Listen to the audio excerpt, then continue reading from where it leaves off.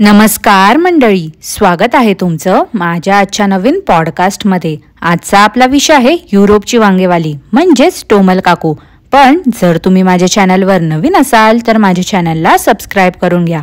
सोबतच शेजारी असलेल्या बेल आयकॉनला प्रेस करा सो दॅट कोणतीच अपडेट तुम्ही मिस करणार नाही। तर मग वाट कसली बघताय, चला सुरू करूया आजच्या आपल्या पॉडकास्टला।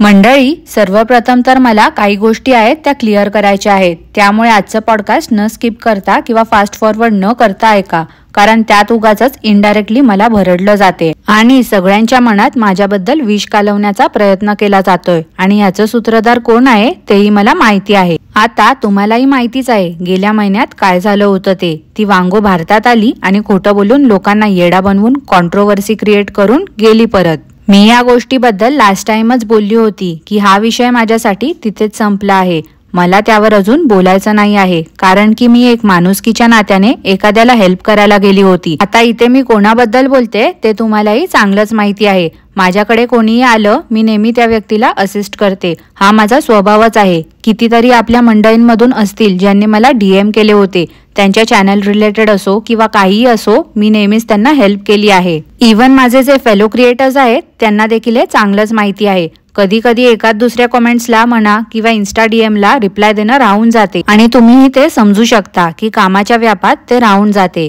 पण जसं मला वेळ मिळतो मी नक्कीच रिप्लाय देते प्रत्येकाला। त्या टाइमलाही हेच झालं होतं। आता काल जे कोणी बोलत होतं की माझी ID पब्लिक केली तर ह्याचं कारण मी सांगते तुम्हाला।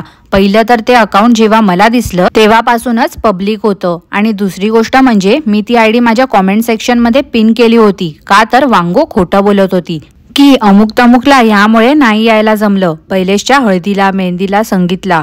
मला फक्त हेच सगळ्या तिच्या अंधमंद भक्तांना दाखवायचं होतं की बघा तुमची ही सोकल ताईमाई अक्का आहे, ती कसं तुमचा फायदा उचलते, तुम्हाला काय पण खोटं नाटं सांगते आणि तुम्ही तिच्यावरती विश्वास ठेवता। मी फक्त तेवढंच ती ID पिन करून सोडली होती आणि त्यानंतर वांगोचे अंधमंद भक्त तिथे जाऊन ज्या व्यक्तीची ID होती तिला नको नको ते बोलत होते आणि तेव्हाच त्या व्यक्तीने मला अप्रोच केलं होतं इंस्टाग्रामला, आय थिंक रक्षाबंधन दिवशीच, आणि त्याचा स्क्रीनशॉट मी एका पॉडकास्टमध्ये देखील लावले होते।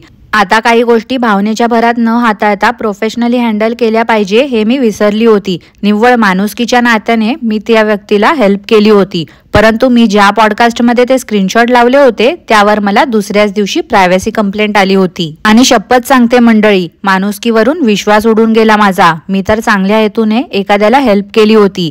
मी लाख बोलली आहे की खऱ्याच्या बाजूने मी नेहमी आहे, मी माझा शब्द पाळला, परंतु काय आहे ना मंडळी, खऱ्याची दुनियाच राहिलेली नाही आहे।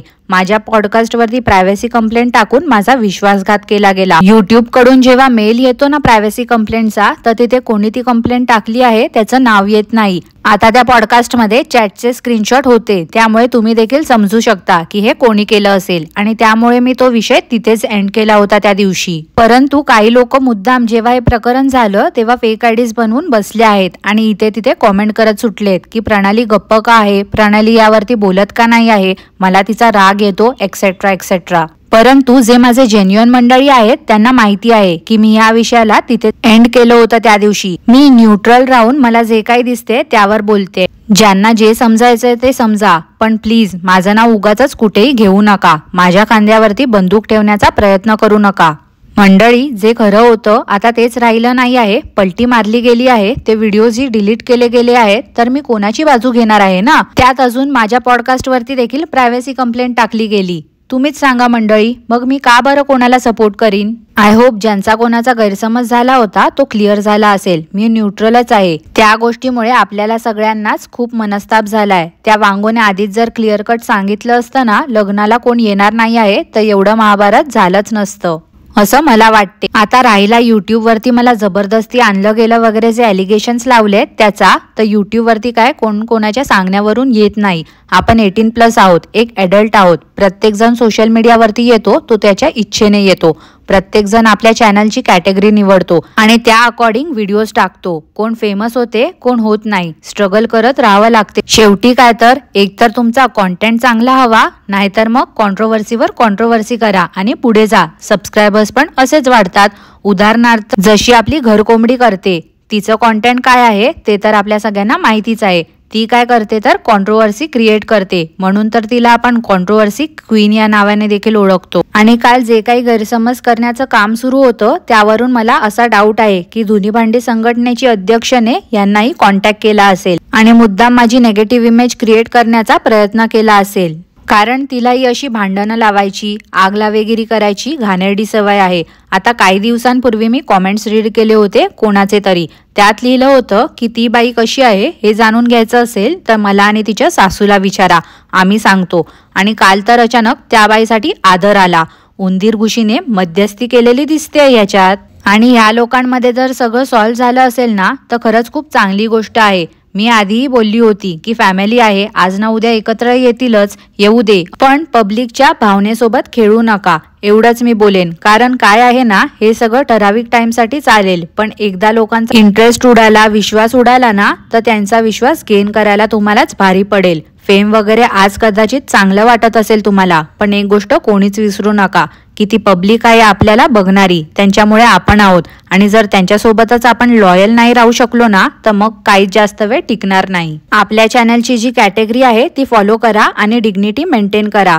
मंडळी, मी माझी बाजू क्लिअर केली आहे आणि मला हा विषय नको वाटतोय, कारण की जे काही झालं आहे ना माझ्यासोबत त्यामुळे मला कुठे ना कुठेतरी त्रास झाला आहे। आय होप तुम्ही मला समजून घ्याल अशी मी आशा बाळगते। आणि माझी तुम्हा सगळ्यांना एक नम्र विनंती आहे, कृपया गैरसमज करून घेऊ नका। शपथ सांगते, मी माणुसकीच्याच नात्याने मदत केली होती, परंतु माझ्यावरतीच प्रायव्हसी कंप्लेंट टाकून माझाच विश्वासघात केला आहे। मी हा विषय तेव्हाच एंड केला होता, कारण की खूप त्रास झाला आहे मला या सगळ्याचा। माझ्या स्वभावाचा गैरफायदा घेऊन उगाचच माझं नाव आताही कारण नसताना घेतलं जाते। आणि हो मंडळी, जर तुम्हाला काही मनात प्रश्न असतील तर प्लीज मला कॉमेंट्स करा किंवा इन्स्टाला मला DM करा। इतर लोकांच्या व्हिडिओ खाली जाऊन वगैरे माझं नाव नका घेऊ, कारण इतरांच्या कॉमेंट सेक्शन मध्ये येऊन प्रत्येकाला रिप्लाय देणं माझ्यासाठी डिफिकल्ट होईल। आता इतरही रिएक्शन देणारे चॅनल्स आहेत, ते माझेच फ्रेंड्स आहेत आणि कोणी कितीही प्रयत्न केला ना तरी आमची मैत्री नाही तुटायची। लाख सबस्क्रायबर वाली अक्काबाईने पण हे ट्राय करून बसली आहे, शेवटी तोंडावरती पडली।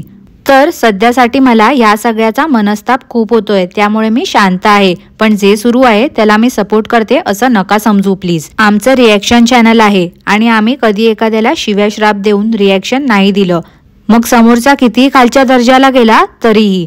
लवकरच आपल्या चॅनलला 1 वर्ष होणार आहे, सविस्तर बोलूया आपण ह्याबद्दल लाईव्ह मध्ये। आणि आता आजच्या आपल्या विषयाची म्हणजे वांगोच्या टॉपिकची सुरुवात करूया मंडळी। आता ह्या वांगो काकू वांगी वांगी खेळून झाल्या, तर आता यांचं सुरू झालंय कपाट कपाट खेळणं। काय ते झाडू सारखे केस उडवत असते सारखी, ते तिचं तिलाच माहिती। आता आदिवासी हेअर ऑइलचं प्रमोशन करून झालंय ना, त्यामुळे टक्कल पडलंय ते कमी होईल कदाचित। ही पण एक नंबरची ढापूचंद आहे या मंडळी। ती वायफाय फॅमिली मागे बाळासाठी पाळणा बघायला म्हणून बायकियाला गेले होते ना, तसंच ही गेली होती कपाट बघायला। सध्या नुसतं YouTube वरती हेच सुरू आहे, याचं कॉपी करा त्याचं कॉपी करा आणि ॲज इट इज आपल्या चॅनलवरती दाखवा।